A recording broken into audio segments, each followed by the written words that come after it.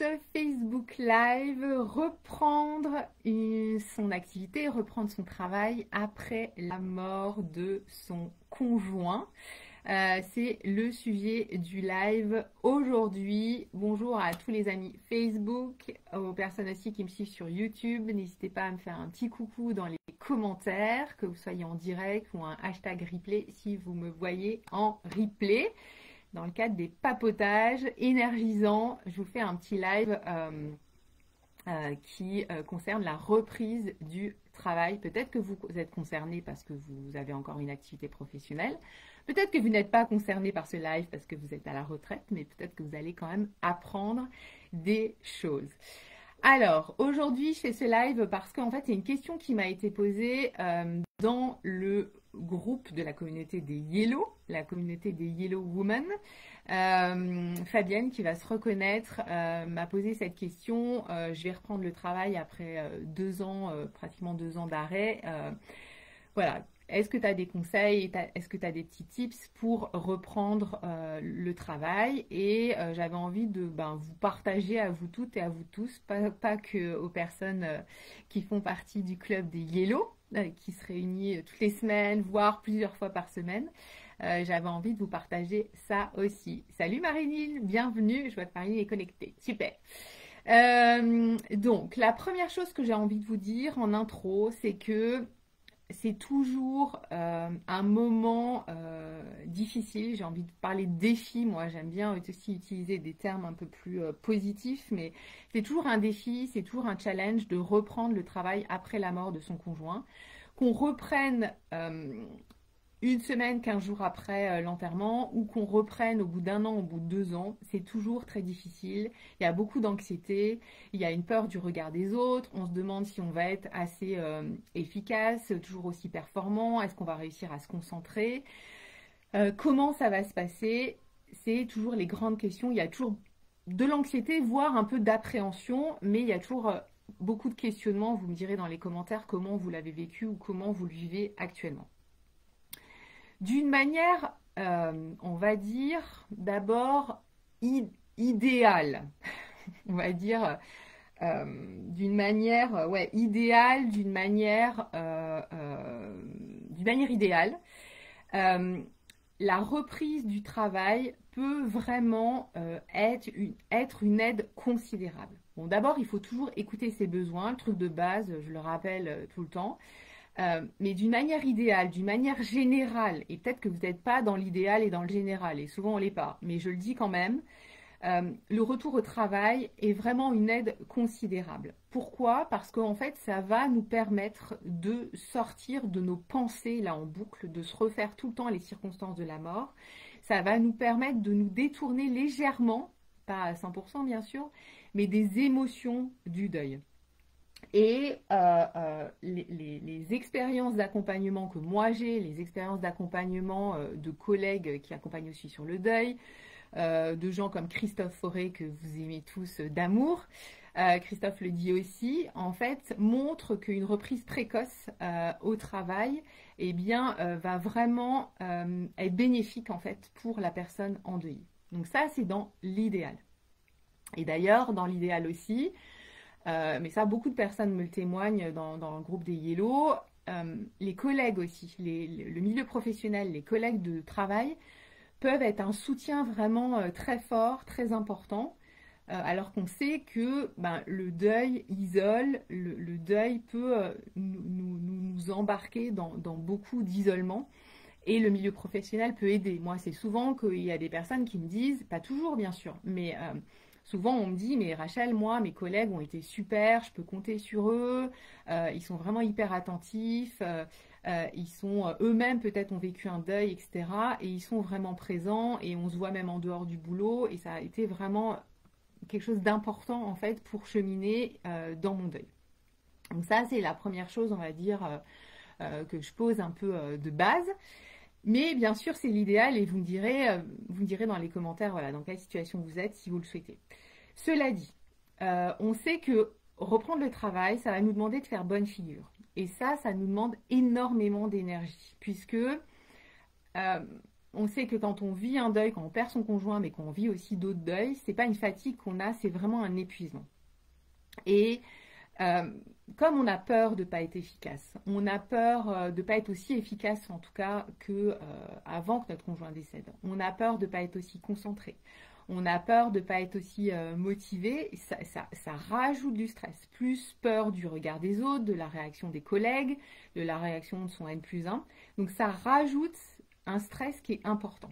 Cela dit, et moi je le vois tout le temps, ça s'estompe en fait au fil du temps. Donc j'ai envie de dire, ne lâchez pas l'affaire si vous avez repris en vous disant mais le stress il est important. Oui, il est important, ça va demander un effort, ça va demander un peu de courage, mais au fur et à mesure, vous allez reprendre vos repères, vous allez reprendre votre rythme et ça en fait, ça va s'estomper, ça va diminuer avec le temps. Ce que je m'étais noté aussi, j'ai mis des petites notes aujourd'hui, c'est que il y a beaucoup souvent d'appréhension les premiers jours en fait, et notamment au moment des retrouvailles avec les collègues. On peut appréhender de revoir les collègues, qu'est-ce qu'ils vont dire, est-ce qu'ils vont nous parler de notre conjoint défunt, comment ça va se passer, est-ce que je vais pas m'écrouler, j'ai peur de m'écrouler parce qu'on sait très bien que d'un seul coup l'émotion peut jaillir, là, un vrai jet d'eau et se mettre à pleurer, et souvent notre seul refuge pour l'avoir vécu, c'était pour moi, pas pour vous, mais souvent c'est le seul endroit où on est seul, c'est les toilettes, n'est-ce pas? Et on n'a pas envie de se barrer tout le temps, toutes les 5 minutes, donc c'est vrai que ça ramène du stress.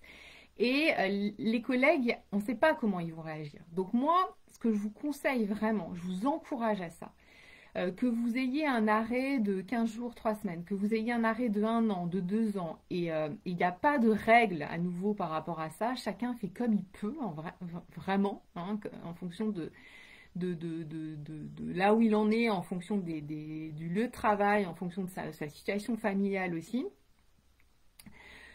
C'est de garder un minimum de lien aussi avec vos collègues. Peut-être que vos collègues étaient présents à l'enterrement. Peut-être que vos collègues, certains de vos collègues, je ne sais pas, vous ont fait livrer des fleurs ou ont déposé des fleurs sur la tombe de votre conjoint. Peut-être que des collègues vous ont envoyé des SMS, des messages. Répondez. Peut-être pas dans l'immédiat, mais gardez un lien, faites un mail de remerciement, faites un petit mot, gardez ce lien. Peut-être que on vous a proposé aussi d'aller déjeuner avec eux, d'aller boire un café.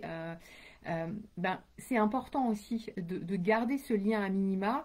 Ça va permettre aussi au moment du retour que ce soit un petit peu moins difficile, qu'il y ait un peu moins de malaise.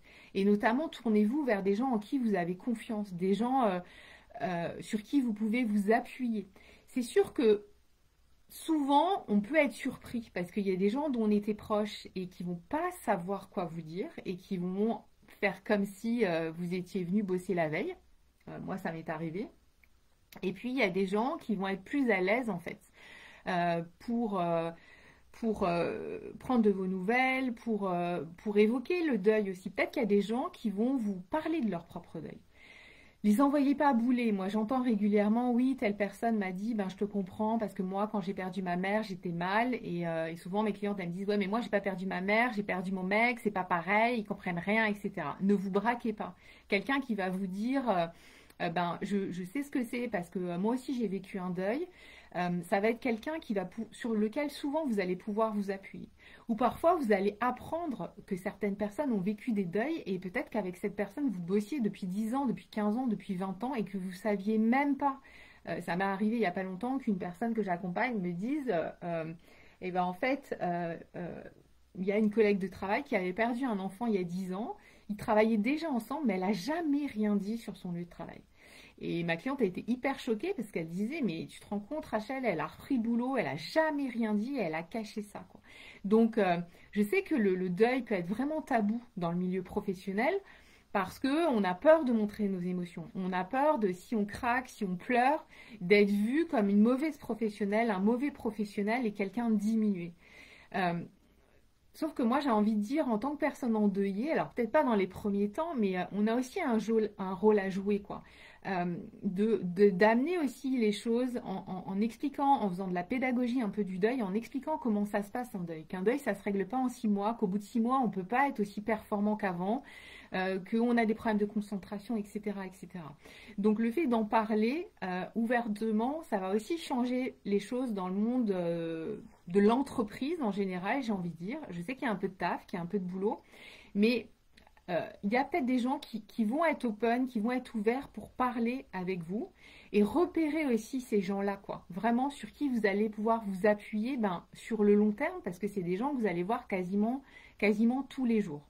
Et oui, il y a des gens qui vont être maladroits, souvent, pas toujours, mais souvent des gens qui n'ont pas vécu de deuil ou des gens qui ne sont pas équipés du coup pour ça, qui vont faire des gaffes, qui vont faire des bourdes. Euh, peut-être qu'il va falloir répondre, de dire tu sais, ça se passe pas comme ça, faire un peu de la pédagogie, ou s'il n'y avait pas l'énergie pour ça, de lâcher l'affaire et de vous rapprocher de ceux qui entendent certaines choses, qui sont sensibles à la question. Et à nouveau, les collègues, ça peut être vraiment un super, super appui. L'autre point que je voulais évoquer, c'est de pouvoir évoquer aussi vos besoins. Et notamment quand je disais de garder un lien en fait avec vos collègues, ça peut être aussi au moment de la reprise de pouvoir avoir rendez-vous avec son N+1. En lui disant voilà je reprends, je suis pas encore à 100% de mes capacités, je suis pas encore au top, mais je pense que la reprise ça peut m'aider à avancer. Je me fais aider, ça peut être intéressant sans raconter toute votre vie si vous n'avez pas envie de raconter votre vie, mais je me fais aider, voilà, je suis pas encore, j'ai pas encore forcément une super bonne tête et je vais pas être encore performante du jour au lendemain, mais j'ai envie d'en discuter avec toi. Et peut-être vous avez peut-être déjà réfléchi à des tâches où vous vous dites, là, je me sens pas tout de suite de reprendre cette tâche-là, je sais pas, d'organiser un gros événement qui était peut-être prévu dans un mois. Peut-être que vous vous sentez pas d'attaque. Et c'est important aussi d'exprimer ses besoins, de dire, ça, je vais pas le reprendre tout de suite parce que je suis pas prêt, je suis pas prête. Mais de montrer en fait aussi votre bonne volonté. Le fait de revenir, le fait d'être habillé, douché, coiffé, peut-être pour les femmes vous maquiller si vous avez l'habitude de vous maquiller, c'est aussi un signal fort pour l'employeur, c'est un signal fort pour les collègues que vous êtes là, vous faites de votre mieux, ça va pas être facile tous les jours, mais que vous avez un minimum envie de reprendre un rythme. Ça c'est aussi important, que vous n'êtes pas une tire au flanc, que vous n'allez pas être à fond, mais que vous allez être là et que vous faites le maximum. Donc, ne serait-ce que venir à l'heure aussi, des choses comme ça, ça peut être important. Moi, ce que j'ai envie de vous dire, vraiment, c'était un point que je m'étais inscrit en rouge, c'est de reprendre, de prendre votre rythme tranquillement, d'y aller à votre rythme avec douceur. De vraiment pas vous mettre la pression, vous n'allez pas être aussi efficace qu'avant la mort de votre conjoint. Ça, c'est quasiment sûr. Je ne vous connais pas tous, mais c'est quasiment sûr. Et c'est normal aussi. Et notamment au niveau de la concentration. Soyez confiante que ça va s'améliorer. Reprendre progressivement, reprendre à votre rythme, ça peut être reprendre à mi-temps, à temps partiel, à mi-temps thérapeutique. Ça, c'est des choses qui existent, en tout cas pour la France. Je connais mal la législation du travail, le droit du travail dans les autres pays. Mais ça, c'est possible, en tout cas au moins en France, mais je sais que dans d'autres pays d'Europe et au Québec aussi, il y a des aménagements qui sont possibles. Donc ça, c'est quelque chose dans lequel vous avez droit et renseignez-vous sur vos droits et c'est une bonne manière de reprendre tranquillement, progressivement. À nouveau, il n'y a pas de règle. Il y a des personnes, moi, que j'accompagne qui sont à 1 an, 2 ans de la retraite et qui vont dire moi, Rachel, je veux plus reprendre, c'est terminé et c'est OK. Il n'y a pas de jugement du tout à porter là-dessus. Quand vous reprenez à temps partiel, je pense aux mamans qui ont des petits, mais aux papas aussi qui ont des petits et qui me disent je vais reprendre et je ne vais pas travailler le mercredi. Par exemple, je vais travailler à 80% pour avoir un jour dans la semaine pour eux. C'est super, mais vous n'oubliez pas non plus. Parce que reprendre à 80% et que le mercredi, ça ressemble à un marathon parce que vous voulez absolument les emmener aux activités, vous voulez absolument aller faire des courses avec eux, vous voulez absolument faire des activités et tout, et que le mercredi soir vous êtes HS et que vous reprenez le lendemain, faites attention par rapport à ça. Je sais que c'est pas facile quand on a des petits, qu'on veut être présent, qu'on a un peu de mal au début aussi à les confier aux papis, aux mamies, aux copains, aux copines, mais accordez-vous peut-être, je sais pas, un mercredi sur 2, l'après-midi, juste pour vous aussi, pour souffler. parce que c'est tout à votre honneur d'être là présente pour eux, d'être au taquet pour eux. Mais si vous êtes HS, vous n'allez pas être une maman, un papa comme vous voulez être, vous n'allez pas être présent. Donc des fois, il vaut mieux les confier une demi-journée aux grands-parents ou à la tata pour prendre soin de vous, pour aller vous faire un massage, pour aller voir votre thérapeute, pour aller marcher, pour aller passer un temps avec une copine et revenir rempli d'énergie plutôt que d'être complètement HS. Donc, mais en tout cas, la reprise progressive, ça c'est quelque chose qui peut être important et intéressant. La dernière chose que j'avais envie d'évoquer par rapport à la reprise du travail, c'est merci Sylvie pour votre commentaire, ça fait plaisir. La dernière chose que j'avais envie de vous dire, c'est de pas, par rapport au travail, de prendre des décisions radicales trop vite. Ça veut dire quoi? Ça veut dire que là, et encore je généralise, bien sûr, parce que chaque deuil est unique, chaque cas est particulier, il y a autant de deuils que de personnes endeuillées, donc c'est sûr que j'y vais toujours je marche toujours sur des œufs quand je fais des vidéos, des lives, je sais que ça vous aide, donc je continue, mais c'est vrai qu'il y a il y a tellement de situations que je ne peux pas parler de toutes les situations. Mais vous prenez ce que vous avez à apprendre, vous faites votre marché, vous prenez ce que vous avez à apprendre. Mais en tout cas, sachez que la première année, notre capacité de jugement, elle est un petit peu altérée par le vécu du deuil, par le vécu émotionnel du deuil. On n'est pas, j'ai envie de dire, je le dis en toute bienveillance, mais dans notre état tout à fait normal. Voilà, je n'étais pas la première année dans mon état tout à fait normal. Parce qu'il y a ce vécu émotionnel du deuil qui est violent, c'est le gros tsunami dans nos émotions. Donc on est à fleur de peau, on est hyper vulnérable, on est hyper fragile, on est épuisé, il y a le manque de sommeil, il y a toutes les questions qu'on peut se poser par rapport à notre avenir, on ressasse le passé, etc. Donc pas de décision radicale. Sans doute que quand vous allez reprendre le travail, vous avez peut-être envie de tous les envoyer bouler, de leur dire je suis passée par là, mais vous êtes tous des cons, vous ne comprenez rien, allez vous faire foutre, je pose ma démission. Et ça m'est arrivé aussi. Et heureusement, j'avais un directeur général qui me récupérait par le callback régulièrement en me disant non, tu récupères ta lettre de démission.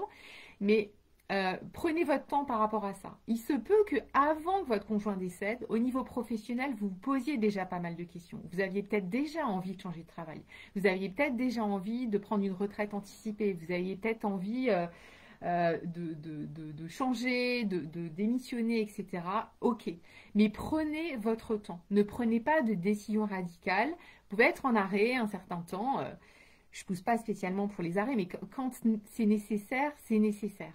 Donc, prenez votre temps par rapport à ça. Pas de décision radicale. Et prenez le temps pour votre deuil aussi. Et prenez le temps de vous poser, de réfléchir. Et c'est pas au bout de 6 mois qu'on fait une reconversion professionnelle. Faut un peu laisser les choses décanter. Ça ne vous empêche pas de vous renseigner, de voir ce qui est possible, dans les changements de poste, etc. Mais donnez-vous le temps vraiment.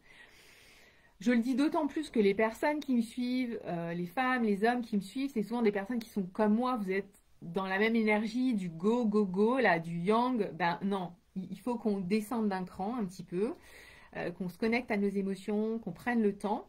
Et ensuite, si vous engagez dans une reconversion pro, moi, je vous encourage, vous faites comme vous voulez, vous êtes des grandes filles, des grands garçons, mais je vous encourage à vous faire accompagner.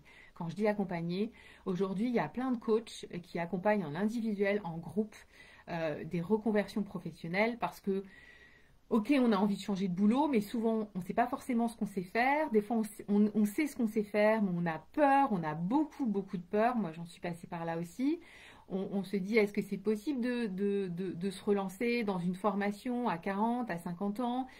Oui, c'est toujours possible, mais c'est bien de se faire accompagner parce qu'on peut très vite se décourager, on peut perdre confiance. Et moi, je vois la différence. J'ai quelques clientes que j'ai accompagnées qui vont se reconnaître, qui se sont fait coacher, notamment par Marjorie Lombard, que j'ai déjà interviewée, mais il n'y a pas que Marjorie, il y en a d'autres aussi, ben, c'est beaucoup plus facile. Ça aide à dépasser nos peurs, à clarifier nos projets, et on se sent beaucoup moins seul. Donc faites-vous aider par rapport à ça. Il y a plein de gens qui existent, qui sont très efficaces et très soutenants pour arriver vers une reconversion vraiment réussie. Donc, c'est ça que je voulais vous laisser mûrir, en fait, votre projet. C'est ça que j'ai envie de vous dire, même si des fois, quand on en a ras-le-bol, ben, on a envie que vite, tout change rapidement. Mais c'est bien de s'entourer, même si vous êtes à quelques années, j'ai pas trop évoqué cette situation-là, mais de la retraite et que vous avez plus envie de retourner au travail, que c'est compliqué pour vous, ben, prenez le temps aussi de vous renseigner, de voir ce qui est possible, de vous faire accompagner. Il y a toujours des choses possibles, mais des fois on n'a pas les infos en fait, on n'a pas les bonnes infos et de prendre le temps, ça permet de laisser mûrir les choses et d'avoir les bonnes infos et de prendre les bonnes décisions, en tout cas celles qui vous conviennent, parce que les bonnes décisions c'est celles qui vont être bonnes et justes pour vous, vraiment. Donc, en résumé, l'anxiété du départ, de la reprise, elle est normale, c'est humain, c'est humaine, on en passe toutes et tous par là, vraiment. Mais vous allez voir qu'au fur et à mesure, vous allez réussir à dépasser ça. Garder un lien, moi les points que je me suis noté, c'était ça, c'est de garder un lien avec vos collègues, ça peut favoriser la reprise, vraiment. Prenez votre temps, prenez pas, voilà. Il y a des gens qui vont avoir besoin de reprendre rapidement parce qu'ils ont besoin aussi, c'est d'écouter vos besoins. Moi, personnellement, j'avais besoin de reprendre rapidement, même si ensuite, je me suis essoufflée. Donc, parfois, le travail, ça peut être un refuge. Pour moi, ça a été un refuge et c'était pas bon parce qu'ensuite, c'est mon corps qui a dit stop. Donc, de trouver un équilibre aussi. Donc, même si vous reprenez à temps partiel, ben, profitez de cet équilibre, de prendre vraiment des temps de repos, de couper vraiment entre le pro et le perso. De ne pas envoyer bouler tout le monde, il y a forcément des gens qui ne vont pas comprendre. Forcément. De vous rapprocher des gens qui vous soutiennent, en qui vous avez confiance, qui vont être un appui vraiment sur la durée, sur la longue durée, j'ai envie de dire, pas que les premières semaines. Et puis, si vous avez envie de tout plaquer, de tout envoyer bouler, voilà, prenez votre temps, réfléchissez, laissez mûrir vos projets, entourez-vous toujours des bonnes personnes et ne prenez pas de décisions radicales rapidement, vraiment. Et gardez en tête que d'une manière générale, la reprise du travail, ça peut, pas toujours, mais ça peut souvent aider en fait considérablement dans votre deuil parce que les collègues, ça peut être vraiment un soutien important, de reprendre un rythme tous les jours. Ça nous permet aussi de se réinsérer, c'est un peu fort, mais de se remettre dans la vie aussi. Même si parfois, quand vous êtes à la machine à café, comme en ce moment peut-être, les gens, ils parlent de leurs vacances, ils parlent de leur chérie, de ce qu'ils ont fait en famille, et que vous ne pouvez pas évoquer ça. Ou en tout cas, vous allez évoquer d'autres choses. Et ça peut, je sais que ça peut être violent, et vous pouvez un peu vous sentir dans les premiers temps sur la planète deuil, et puis eux dans la planète vie. Mais le fait de reprendre le travail, de reprendre un rythme dans le travail, ça va vous aider tout doucement à revenir dans la planète vie et d'être confronté aussi oui, il y a des gens qui sont en couple, il n'y a pas que des veuves et des veufs autour de nous, ben c'est confrontant bien sûr, mais ça aide aussi à intégrer notre propre deuil et ça nous aide aussi à réintégrer notre vie au fur et à mesure parce que on ne peut pas être entouré que de gens qui ont perdu leur conjoint, leur conjointe. Donc voilà ce que j'avais envie de vous dire. Et petite parenthèse, ouverture peut-être sur un autre live. Je sais qu'il y a beaucoup de personnes aussi qui sont à la retraite, qui m'écoutent. D'avoir une activité dans une association, donc c'est pas une activité pro, mais dans une association de bénévoles, ça peut aussi être aidé, être au service des autres aussi, ça peut être aussi aidant à se reconnecter aussi à des choses positives, à se faire du bien aussi, parce qu'en donnant aux autres, on se fait aussi beaucoup de bien. Et c'est comme si on donnait de l'amour un peu aux autres, les t-shirts love aujourd'hui. Et ça peut aussi vous nourrir et vous ouvrir sur de nouveaux horizons et redonner aussi un sens à votre vie. Voilà, c'est une piste. Merci pour ceux qui étaient en direct, live. Merci à ceux qui vont mettre un hashtag replay, ça fait toujours plaisir. Je vous retrouve bientôt en live. Vous dire aussi, je vais vous mettre le lien voilà, le Club des Yellow, si vous voulez nous rejoindre tous les mercredis soirs, n'hésitez pas, vous êtes les bienvenus. Et vous pouvez me contacter à ce sujet sur mon site. Vous verrez, vous pouvez, sur Joindre Rachel, vous pouvez prendre une entrevue gratuite de 30 minutes pour échanger et puis peut-être nous rejoindre. Et vous dire aussi que j'anime un atelier carnet de deuil le 3 et 4 novembre à Metz. Ce sera mon nouvel atelier. Voilà, 2 jours consacrés à votre deuil, 2 jours consacrés aussi à rendre hommage aussi à la personne qui est endeuillée. Le carnet de deuil, c'est un outil assez puissant qui vient du Canada.